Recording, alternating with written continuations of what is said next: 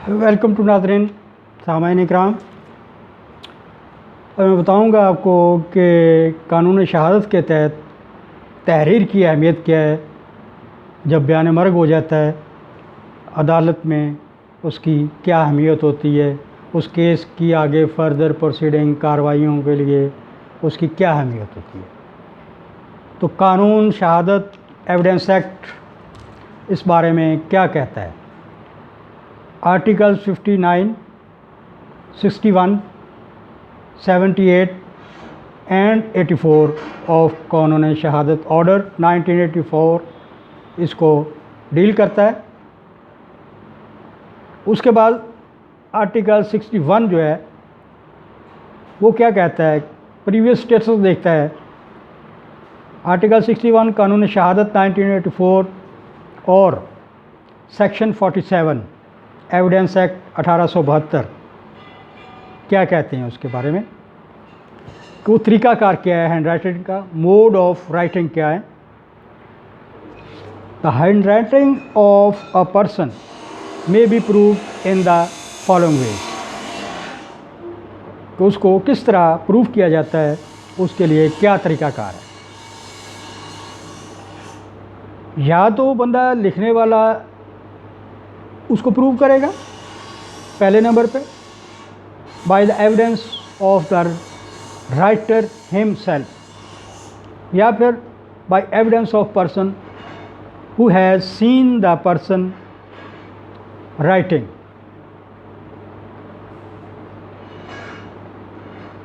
Whose hand writing is in question. या वो बंदा उसको प्रूव करेगा जो लिखने वाले को देख रहा है कि मैं अगर वो राइटिंग तहरीर लिख रहा हूँ और मेरे पास जो मौजूद है आदमी वो मुझे देख रहा है और उस राइटिंग को भी देख रहा है, तहरीर को भी देख रहा है, तो या फिर वो अदालत में उसको प्रूव करेगा। हैंड राइटिंग को, तहरीर को, जो बाज़ हालात में बयान मर्ग जैसे मिसाल के तौर पर है उसमें भी बड़ी अहमियत का हामिल होती हैं ये। या फिर तीसरा तरीका ये है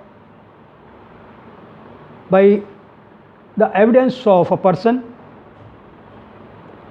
acquainted with such handwriting either by receiving letters purporting to be handwriting written by the person to answer to documents written by person or when in ordinary course of business documents purporting to be written by the person have been habitually submitted to him।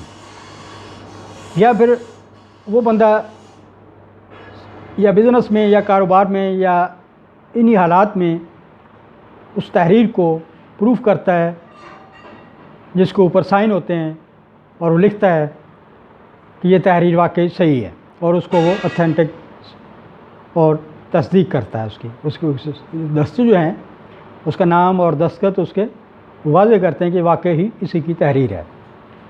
या फिर evidence of an expert in comparing hand writing. चौथा फिर ये भी है एक तरीका कि एक हैंड राइटिंग एक्सपर्ट को वो तहरीर दिखाई जाती है कि इसको प्रूव करें जी आप कि तहरीर इस बंदे की है। उस बंदे को जिसने वो तहरीर लिखी थी उसको बुलाया जाता है या उसके पास एक्सपर्ट को ले जाते हैं और उससे कहते हैं लिख भी, दोबारा तहरीर लिख। वो लिखता है और हैंड राइटिंग एक्सपर्ट उसको प्रूफ करता है, तस्दीक करता है कि वाकई ही ये इसकी तहरीर है या नहीं है।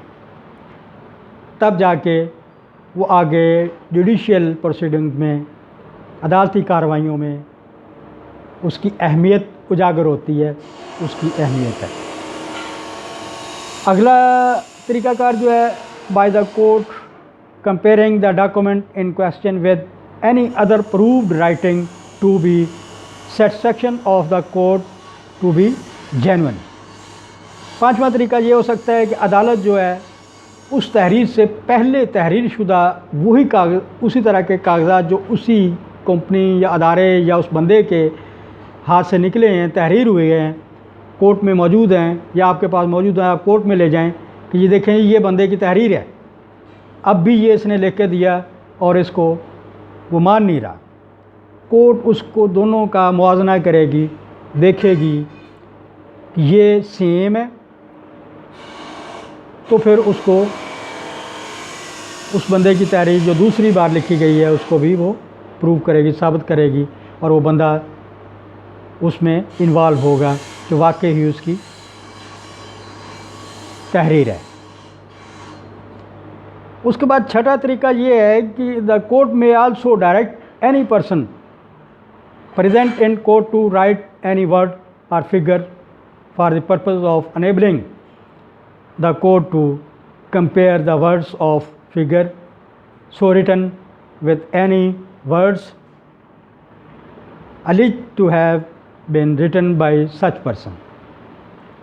یا پھر عدالت جو ہے اس بندے کو بلائے گی عدالت میں، جج آرڈر کرے گا کہ اس بندے کو، اگر وہ مجرم ہے یا کوئی بھی ہے، وہ جس کی تحریر ہے اس کو وہ عدالت میں پیش ہونے کا حکم دے گی، اس کو عدالت میں بلایا جائے گا اور اس کو آرڈر کرے گی کہ یہ الفاظ لکھو بھائی، یہ چیز لکھو، اور پھر عدالت اس کو دیکھے گی کہ واقعی جو فریقین دوسرے ہیں، جس بندے نے اپلائی کیا ہے کیس داد رسی کے لیے، ایپلیکنٹ کے جو فائل میں رائٹنگ ہے، کیا اب جو رائٹنگ اس بندے نے آ کے لکھی ہے وہ اس کے مطابق ہی ہے۔ تو یہ چیزیں ہینڈ رائٹنگ میں آتی ہیں، آگے اس کی کاروائیاں شروع ہوتی ہیں، پروسیڈنگز ہوتی ہیں، سارا کچھ ہوتا ہے، تحریریں ایک کیس کے لیے بہت اتھینٹک چیزیں ہوتی ہیں، واقعی اسی کی رائٹنگ ہے، یہ بھی دیکھا جاتا ہے، جو بیان لکھا گیا وہ اسی نے لکھا ہے۔ تو یہ تھا آج کا میرا ٹاپک، ہینڈ رائٹنگ پہ موضوع تھا تحریر کا۔ تو آپ سے گزارش ہے میرے چینل کو لائک سبسکرائب کریں، اپنے کومنٹس میں مجھے آگاہ کرتے رہیں۔ تھینک یو ویری مچ، اللہ حافظ۔